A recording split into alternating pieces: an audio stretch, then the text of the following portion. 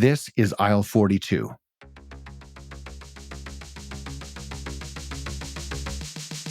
Each and every episode of Aisle 42 highlights the intersections between sustainable food and beverage making, the industry that supports them, and consumers that give a damn about our health and the world around us. In this conversation with Krista from EcoCERT Canada, we cover some really interesting ground around growing and manufacturing, biodiversity, respect for the planet, and how ethical practices can impact the souls of those behind our food supply chain. We also delve into the wonderful world of Fair for Life certification. Whether you're curious about how certification processes work or interested in how they impact the food that you buy, this episode will make you think differently about your next trip to the grocery store. Okay, here we go. Here's Krista from EcoCERT Canada. Krista, I know we're going to nerd out in a second. I know this is going to get really fun really quick, but in Aisle 42 fashion, I have to kick things off with the big question, and that is, if you could imagine the perfect grocery store of the future, what would it look like? Thanks. Yeah. So I have listened to your podcast a little bit and I was ready for this question. So for me, I think everything comes down to diversity. For me, the perfect grocery store of the future, it would be one that allows people and the planet to flourish. So for me, having people and the planet flourish through diversity, that would mean things like diversity in our food. So if we're talking about both local and international food, those are coming from sources. The origin is in a place that respects biodiversity, that has things that are diverse, and they're produced and traded in a way that actually respect people and the planet along the whole supply chain. So whether we're talking about prices, which is a huge part, or if we're talking about the way they're transported and the carbon emissions of that, whether we're talking about the packaging, all of those things are done in a way across the whole supply chain that really not just protect or support people, but really allow things to flourish. And so, I mean, one thing I'm really curious about, and I mean, it doesn't really fit into our conversation of later, but is also the architecture. So, diversity in nature inspired architecture, having places that we go into that aren't just a copy and paste. No matter where you set up your store, it always looks the same. It's always kind of constructed using concrete, and nature's out there, and the store is in here. But using biomimicry and nature inspired designs for our stores that actually reflect the culture and the nature that they're in each of their places they're set up. For me, that's a really cool component. And diversity in packaging, same thing. We're not doing copy paste, that plastic is kind of the go-to default, that no matter what your product is, it's packaged in plastic. But thinking about that packaging as part of the product and having that as part of the diversity. So walking into a store that promotes diversity in all of its forms and across the supply chain, I think for me that would be that we're hitting a lot of the boxes of what a, I don't know about perfect, but an ideal grocery store for the future could be. Well, you've injected a lot of creativity into that answer, and it's inspiring, and it does sound challenging. But I think one of the things, as a grocery shopper, as we both buy our groceries, it can be a very mind-numbing, soul-sucking experience when we're trying to fill our carts, right? Yeah, very much the neon light experience of get it over and done with. Yeah, I was buying groceries on a small island in the Georgia Strait off the west coast of Vancouver, and it was maybe a little bit like kind of what you're saying, where it was there were kind of weaving paths, and there was a store, but it was surrounded by beautiful trees, and the aisles were kind of more of a meandering aisle scenario. It wasn't a big grid, and it was every product I felt like was carefully curated. Obviously, sometimes that comes with a little bit of a premium price. Well, it was also on a small island, so everything's a little Yeah. bit more expensive in that circumstance. But I left the experience going, that was fun. And grocery shopping, just to, buy some meals, isn't always fun. So I think that idea of diversity and sort of the exploration where we can come across things that maybe we haven't seen for a while or never seen before, or we haven't tasted in this format before, it can get really, really fun. And when we can focus on maybe less on calories and less on some of the big gears that a lot of us are sort of on rinse and repeat on, but we get to explore a little bit, I think that makes for a wonderful world. Yeah, yeah, very cool. So why don't you take listeners through a little bit about what it is that you do, what EcoCert is all about, and what it is that's driving you guys in the future to make grocery shopping a little less scary and a little easier for consumers that want to buy consciously. Yeah, sounds good. So EcoCERT, we are a international group. Our headquarters are in France, actually. I'm based in Canada with our subsidiary EcoCERT Canada, but we are a certification body. So generally speaking, we have a repertoire of about 200 to 300 different standards that we work with. And our mission is to act for a sustainable world within EcoCert. That is, everything we do is aligned with that. So these different standards that we work with, they are within large different categories. They can be things that you might be very used to seeing on the shelves, like the organic certifications, whether it's Canadian Organic Standard or the NOP for the US, the USDA organic certification, the European one. Those are kind of the most well known. But we also do things like the FSC for the Forest Stewardship Council. We're in aquaculture, the GOTS, the organic certification for textiles, all over the place. We're doing a lot now in the carbon, getting into plastics, a lot of things across the board. We have kind of our different divisions within EcoCert. So eco products, the CSR and fair trade, corporate social responsibility and fair trade, and the organic. Yes. So where I stand is in this corporate social responsibility, CSR, and fair trade unit. And my responsibility, I guess my title is the certification manager. And essentially, for our about 25 labels, certifications that we have within the CSR and fair trade department, you could kind of say I'm managing a little bit like quality management, but that sounds super boring. So I like to say that across the different offices we work with, I'm making sure that if somebody is being certified, a company, a brand, a farm is being certified to something like our Fair for Life fair trade certification, that no matter if they're in India or Burkina Faso or Chile, the standards and the interpretation of our standards within EcoCert, the way we're applying the processes, that's the same. So, really, this harmonization of the understanding of our collaborators within EcoCert. So, my job would be developing those tools and processes in the background, training our staff, whether it's the people who are working in the office or on the field as auditors, and making sure that all of those are harmonized as much as we can. And certifications are tricky because you're writing something in black and white on a paper. I come back to this. So if you've ever heard me speak before, I often say certification standards, they're written in black and white, but life is in color, right? So we have these standards as a certification body. We go on site to kind of score if somebody is compliant or not. But in reality, things aren't always black and white. And so I think a lot of my job is also working in that color area and saying, okay, if this company isn't exactly this or exactly that, how do we interpret that within the standard? And most of my work circulates and is focused on this Fair for Life Fair Trade certification within EcoCert. Yeah, and let's go there. I think, of the certifications that consumers are most familiar with, obviously we mentioned organic already. There's four or five that, we're probably used to seeing on front of pack when we're, picking something up off the shelf, or when we turn the packs over and we see a deeper explanation of what's behind these ingredients and what's behind this product and how it was made and where it was from.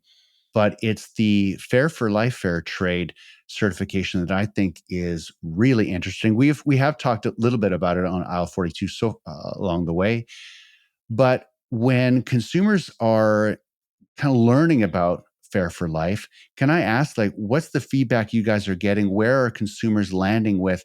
Do they understand what's behind it? Do the brands tell a good story around their Fair for Life certification? I'd love your perspective on that. Yeah, it's a great question. And it is something that's a challenge, I'd say, across the board.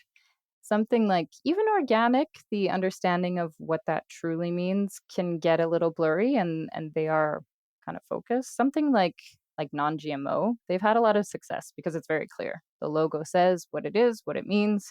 There's not a lot of space for interpretation. This is what you get. As soon as you move into things that are a little more complex, a little more, let's say, rounded out, that we're looking at robust systems, it does get more complicated. So for Fair for Life, we are hitting, we have 9 chapters within the standard, but we're hitting that social component, we're hitting the environmental. What are the practices of the operations we're certifying? And then we get even more complicated, or let's say robust, that we're looking at the relationships between actors. So that's a key part of what we do. We call them trade criteria. How are the contracts and the commercial relationships happening between farms and their buyers? What does that relationship look like? What's the volumes, the kind of forecasting that can happen, the stability that they put in place? And to get that communicated to consumers through just a tiny little logo on a product, it's a lot. It's a big ask. So the way we kind of operate is we don't have a huge budget for these kind of education campaigns. We don't charge royalties to brands to use the logo on their products. But we've kind of flipped the question around to say to brands, if you want to be certified Fair for Life, that's great. We won't charge you for the logo. We'll come in very much as a certification body and check if you're responding to the criteria or not. But as a brand, you already have this full team that's doing marketing. You have this communications department and you're telling your story. And so we integrate into the Fair for Life standard these criteria around communication. So we'll often talk about brand ambassadors. Someone like Harmless Harvest, who I know you've had on the show before, they're great. They talk about Fair for Life, they talk about what they're doing. And that's the intention. That's really the push, that brands own that certification. They integrate it, they weave it into the stories they're already telling. And it is difficult, but I think brands are doing a great job and they're getting more requests from consumers, from the legal, the legislation and how that is going right now. So it's becoming more and more requested. And what was the gap that, I think fair trade, maybe it was in coffee that we really, when it first kind of really struck consumers, this would have been a number of years ago, but, fair trade coffee became very prevalent. Everyone's sort of understanding it. But Fair for Life kind of feels like version 2.0.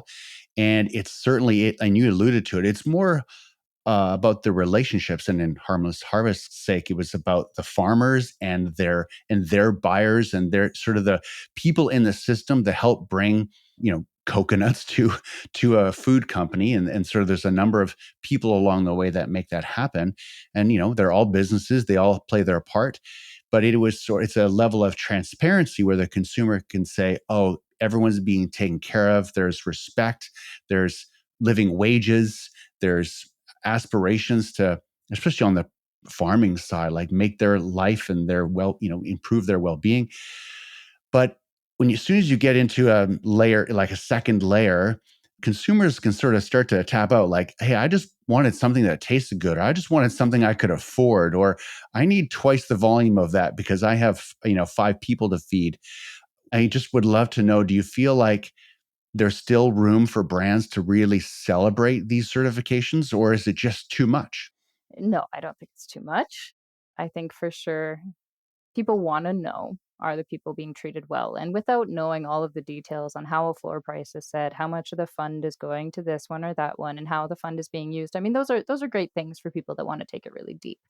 But for the most part, seeing the little orange logo of Fair for Life, knowing that means that there has been a verification, a validation of the supply chain, and that those farmers, yeah, they've been checked, and things are going all right in terms of what the certification covers.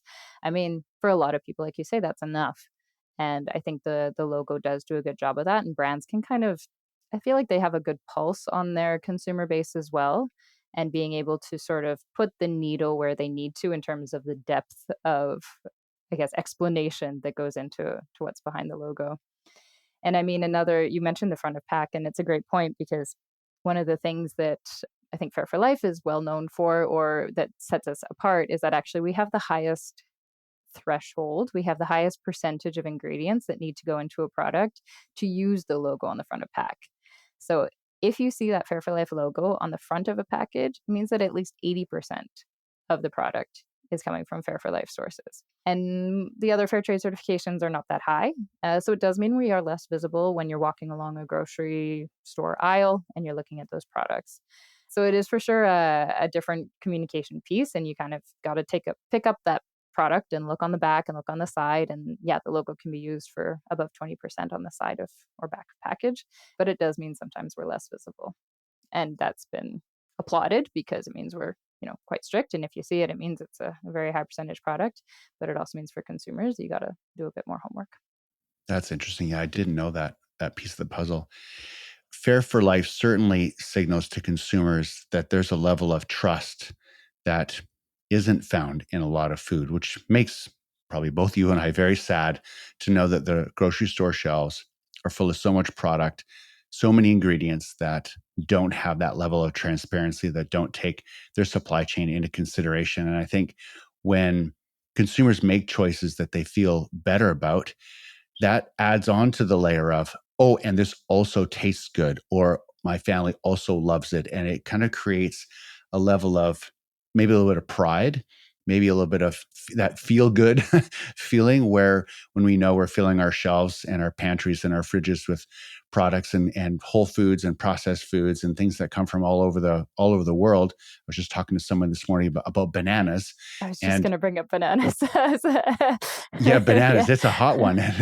It's a hot one. And it's one of those things where I think consumers, and we're seeing it in the data, that younger consumers' expectations of, can I trust a brand? And if I do, I'm going to be more loyal to them. I think that's a very real thing. And I get excited when I see brands lean into that and say, you can trust us and you can trust us for a long time. And we're going to make sure that we're making something that you can be proud of. Yeah, for sure. And I mean, one of the things that we're trying to do a lot is there is this label fatigue, which you might hear sometimes about the labels going on brands. There's also audit fatigue for the brands themselves and the number of audits they have to go through, the brands, but also the farmers too. I'd say sometimes more the farmers, often. That audit fatigue is real. And if I bring back the conversation to EcoCERT as a certification body, it is something we're very in tune with. And a lot of our approaches are going towards pairing audits and trying to reduce that fatigue for companies as well. Because more certifications you have, more people are coming in, more resources are putting towards just demonstrating compliance rather than actually doing good. So as much as possible, we are trying to kind of bridge that and make it easier for companies so that they can do, one audit that covers three different standards, and they can use those logos, and communicate, but really reduce that financial and time burden for them as well. I love that you said that, because the farmers all the way through to the food makers. I mean, they're struggling when it comes to the economy and inflation and interest rates and labor costs and supply chain. It's really hard for a lot of them to make, especially the ones that are leaning into the hard areas. It can get really expensive, and some of these certifications and these accountability and transparency pieces, as their values may align with them, but their pocketbook just might. And they need to be able to make money so they can keep doing what they're doing. And I love that you're making that easier for them. So that's very cool. Are we ever going to see a Fair for Life like campaign on billboards, on TV, and what TV? I don't know who watches ads on TV anymore. I guess maybe during hockey season, but I did watch TV last night for game yeah, 7. exactly. So, Game 7, Stanley Cup. Do you see a place where, like a time down the road, where consumers will be really well and easily educated around Fair for Life? Maybe that's the marketer in me asking that. I get very excited about the idea of Yeah, it. the billboards, no. Honestly, the billboards, no. I think it will continue to increase in popularity. However, I don't think we will ever be at the same level as some of the other fair trade certifications that are out there.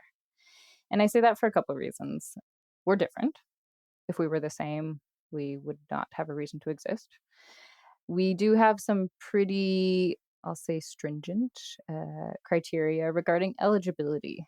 So we do have a question before anybody we sign a contract with them for Fair for Life that asks them, do you have any accusations or allegations of social and environmental mishaps in the last 10 years? And so that kind of puts a filter on the brands who are becoming certified with us. And that's not something that all fair trade certifications have. So the access to those big campaigns, the ones that'll make a splash, are usually connected to the kind of brands that have that marketing power.